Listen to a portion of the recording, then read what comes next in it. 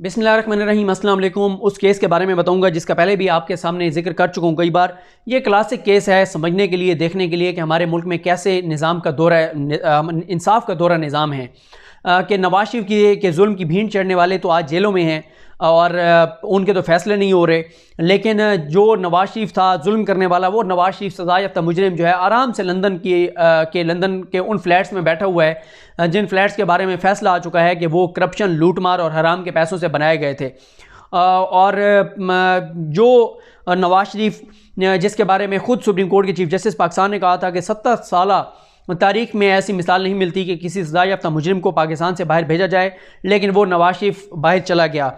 और उस नवाज शरीफ को जैसा सलूक मिला, जैसा रवैया मिला, जैसा सलूक अदालतों से मिला, वैसा रवैया उन लोगों को नहीं मिल रहा, वैसा इंसाफ उन लोगों को नहीं मिल रहा जो नवाज शरीफ के जुल्म की भीड़ चढ़े, जो नवाज शरीफ के सियासी इंतकाम का सबब बने। नवाज शरीफ साहब के मामले में तो छुट्टी वाले दिन भी अदालत लग जाती है। जिस दिन 2 रुकनी बेंच नहीं बैठना होता उस दिन 2 रुकनी बेंच भी बैठ जाता है। हफ्ते और इतवार को भी अदालतें लग जाती हैं। नवाज शरीफ के लिए तो अदालत कहती है कि मुल्क का वज़ीर आज़म और चेयरमैन नैब और वज़ीर आला पंजाब बयान हल्फी भी दें कि इसको खुदा न खास्ता मंगल वाले दिन तक इनकी डेथ नहीं होगी, इनको मौत नहीं आएगी, इनकी ज़िंदगी की ज़मानत दे दें। और डंके की चोट पे उनको रिलीफ दिया गया, मेरिट पे दिया गया होगा, मैं ये नहीं कहता कि मेरिट के बगैर दिया गया, लेकिन डंके की चोट पे दिन दिहाड़े छुट्टी के दिन के बावजूद अदालतें लगाकर नवाज शरीफ को रिलीफ दिया गया। हमजा शहबाज, सरदार शमीम साहब ने हमजा शहबाज जो अपने घर की बेसमेंट में छुपा बैठा था उसको भी रिलीफ दे दिया बगैर उसके पेश हुए। हालांकि बगैर पेश किए मुलजिम को नहीं रिलीफ मिल सकता, लेकिन उनको रिलीफ दिया गया जब नैब ने छापा मारा उनको गिरफ्तार करने के लिए। मरियम साहिबा को जिस तरह ज़मानत मिली आपके सामने है। नवाज शरीफ साहब नैब के पास जिस्मानी रिमांड पर थे। जिस्मानी रिमांड पर ज़मानतें नहीं मिला करती जब तक वो जुडिशल ना हो जाएं, लेकिन वो बीमार हुए और हस्पताल मुंतकिल हुए। हस्पताल से वो लंदन चले गए, उससे पहले जाती उम्रा पड़े रहे और जाती उम्रा चले गए। और जाती उम्रा में हमने देखा ना उनका फिर उसके बाद कोई टेस्ट हुआ, ना उनकी कोई रिपोर्ट आई। जब से लंदन गए हैं कोई प्लेटलेट्स की रिपोर्ट नहीं आई। और किस तरह से एक पूरा हमारा निज़ाम जो है वो एक सज़ा याफ्ता मुजरिम के सामने बेबस हो गया। अब मामला है 107 कैदियों का। इनका मैं पहले जिक्र आपको कर चुका हूँ। अब 107 तो नहीं है, अब तो 105 रह गए हैं, क्योंकि एक की डेथ हो चुकी है। जिसकी डेथ हुई उस बेचारे को भी डायलिसिस के लिए नहीं ले जाया गया था, बहुत ताख़ीर की गई, और जब उसको डायलिसिस के लिए ले जाया गया तो उस वक्त उसकी डेथ हो गई।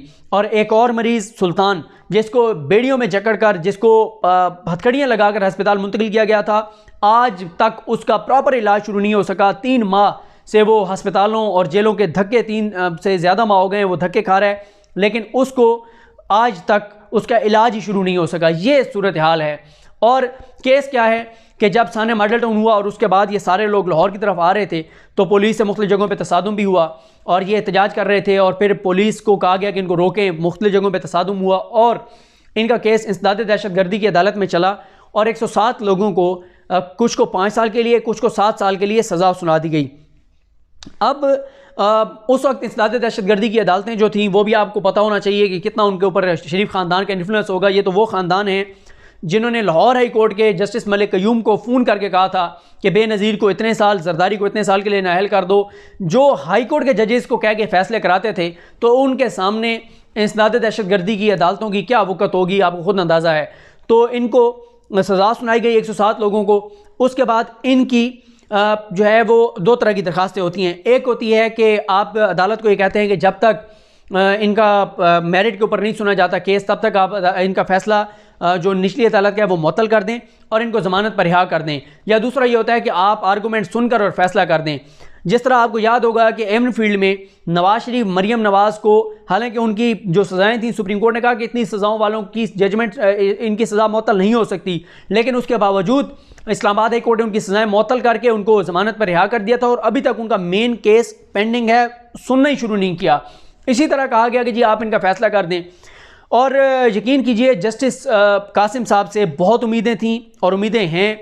जस्टिस कासिम साहब ने 28 जनवरी को केस की समाअत करते हुए कहा कि मैं 11-12 फरवरी के लिए इसको फिक्स कर रहा हूँ और 11-12 फरवरी को आपके दलाइल सुनकर मेन केस का फ़ैसला कर देंगे, यानी ये सज़ाएँ ठीक हैं या गलत हैं मुकम्मल तौर पर फ़ैसला कर देंगे। 28 जनवरी को कहा था, आज आप देख लें 13 अप्रैल हो गई है, अभी तक उनका केस का फ़ैसला नहीं हो सका और 9 अप्रैल को उनकी समाअत थी। 9 अप्रैल को भी बगैर समाअत के वो केस 22 अप्रैल के लिए मुअत्तल हो गया है, मुलतवी हो गया है। जस्टिस कासिम साहब से जैसे मैं कह रहा हूँ कि उम्मीदें थी, उनको देखना चाहिए कि 107 लोग हैं और ये बातें अदालतों को भी पता हैं। मेरिट पे भी देख लें कि उस वक्त क्या माहौल था पंजाब में जब ये सारा कुछ हुआ था। मॉडल टाउन में लोगों को मार दिया गया, शहीद कर दिया बेगुनाहों को, उनका केस अभी तक उनके भी अदालतों में है, उनका भी कोई इंसाफ नहीं मिला। और मैं आपको यहाँ पर यह भी बता दूँ, ये भी तो कोरोना चल रहा है। मेरी बात हुई कुछ लोगों से, तो उन्होंने कहा ये कोरोना का एपिसोड गुजर जाए तो हम ये बात सामने लाएंगे कि एक एसपी जिसने उस हमला खातून को फायर करके गोली मारी थी जो डॉक्टर तलकादरी के घर के आगे दरवाजे पे खड़ी थी, उस खातून को गोली मारने वाला एसपी जो मुल्क से फरार हो गया था और वो अवामी तहरीक और मिनाजुल कुरान के लोगों को कहता रहा कि मैं सुल्तानी गवाह बनने को तैयार हूँ, आप लोग मुझे माफ़ कर दें, मैं आने को तैयार हूँ, मैं गवाही देने को तैयार हूँ कि किसके हुक्म पे मैंने ये फायरिंग की थी और वो पाकिस्तान से फरार हो गया था। वो पाकिस्तान वापस आकर और उसको अहम पोस्टिंग भी दे दी गई है। ये हालत है हमारे निज़ाम इंसाफ की। अब अदालतों में जो मामलात हैं वो तो चलो अदालतों में हैं, पंजाब हुकूमत को देखना चाहिए कि जो जिम्मेदारान हैं उनको पोस्टिंग तो ना दें, लेकिन उनको पोस्टिंग मिल गई। वो शख्स, वो पुलिस का ऑफिसर, वो एहलकार जिसने गोली मारी थी उस खातून को, जो हमला खातून थी, जबड़ों में गोली मार के शहीद किया था, उसको भी माशाल्लाह से पोस्टिंग मिल गई है। ये है हमारा निज़ाम, ये है हमारा कानून, ये है हमारा सारी सूरत हाल जो आपके सामने है।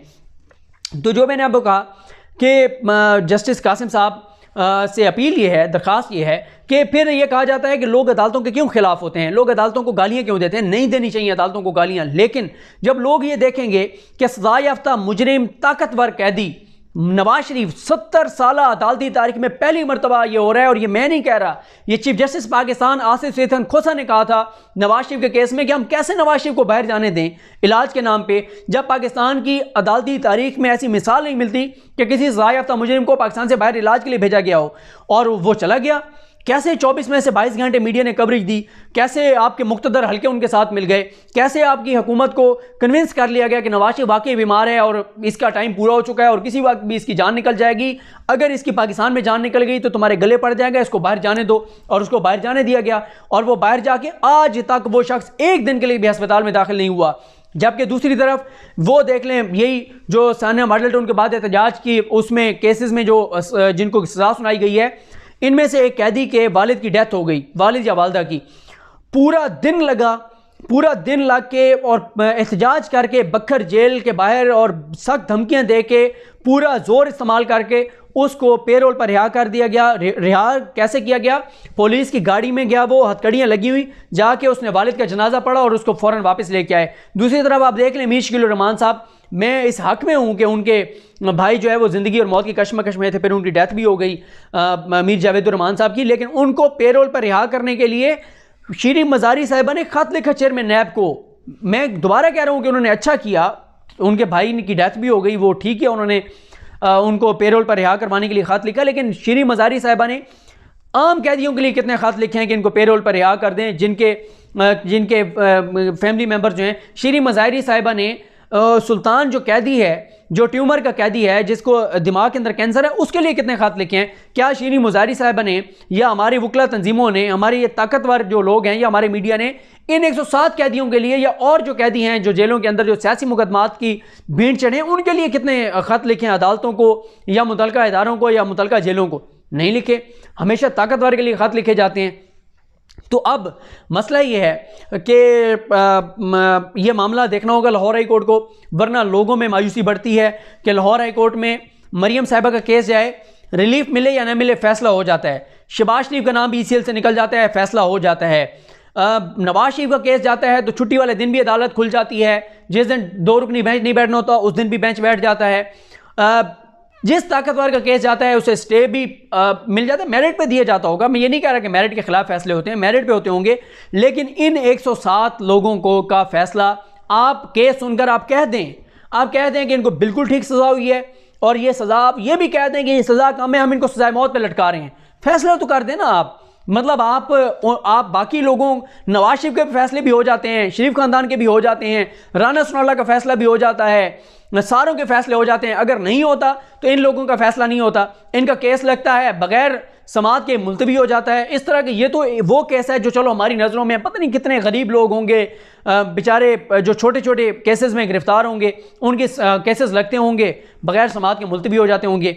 तो इस वक्त chief justice Lahore high court justice Qasim साहब से बहुत तवक्कुआत हैं, बहुत उम्मीदें हैं उनके बारे में। उनकी रेपुटेशन बहुत अच्छी है और उनको ये देखना होगा कि इस ख़ानदान की इन 107 लोगों के 107 के आप तो 105 रह गए, 105 लोगों की जो है वो इस्तदा सुननी होगी और इनकी फैमिलीज़ की जो चीखो पुकार है, आहो बका है, उनकी जो दुआएं हैं, जो उनकी इल्तिजाएं हैं, वो सुननी होंगी और इस केस का फ़ैसला करना होगा।